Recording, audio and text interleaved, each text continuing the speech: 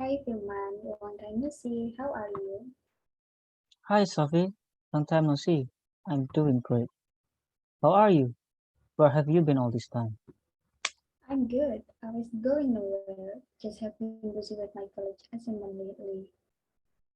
Me too.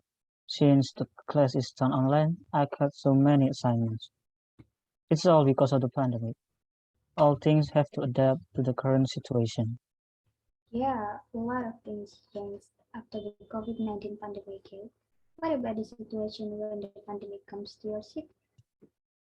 Well, at first, it was such a mess. Basic commodities were hard to come by, prices of goods went up, small business threatened with bankruptcy, tourist attractions were closed, everything was done online. But luckily, we slowly started to adapt to the situation and started to improve. How about your city?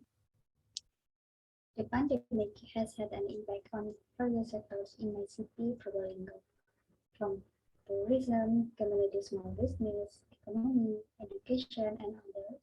Many tourist attractions are closed or simply limit the number of visitors. Oh, that's same as me. What places are closed or apply the rules limiting the number of visitors in Probolinggo? It is proven one time. Several times, the management has closed the tourist attractions of Blue Mountain and several times reopened them. But shopping stores also initially limited the number of shoppers who came. Well, I heard about that promo situation because my family had wanted to go there but had to fail because of the pandemic. Actually, tourist attractions in Malang, such as Jatim Park, Museum Angkut, South Beach, are also closed due to the pandemic, now starting to reopen. Wow, there are many places affected by the pandemic in Malaysia.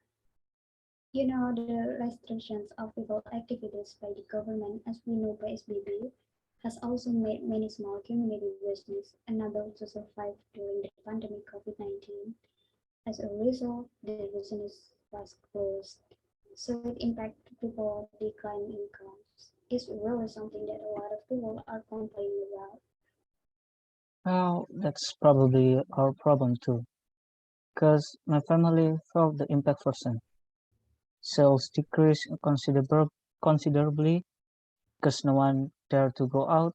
The majority of people doing shopping online, and that's make it difficult for conventional merchants. It is a concerning situation. And don't forget about the education sector. In that sector, there are rules for limited face-to-face meetings, or we know that SPTMT so that only a percentage of the number of students attend school. And even some schools do not hold face-to-face meeting at all. This impacts the lack of social interaction of students with their friends and teachers. It also affects the students' level of understanding because some students admit that they have difficulty understanding the subject matter if the learning is done online. Of course, this will affect the level of Indonesian study knowledge.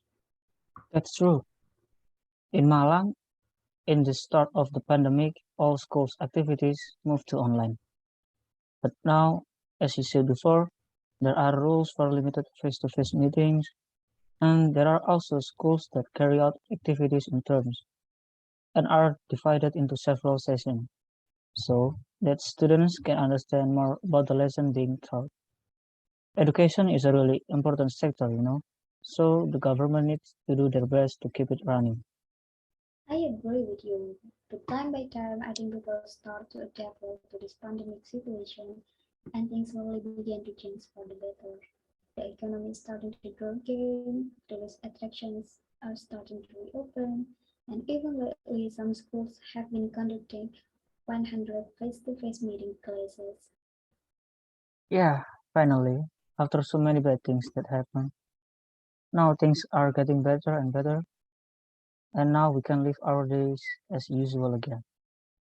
Glad to hear that. I was healthy you and your family in this time of the pandemic.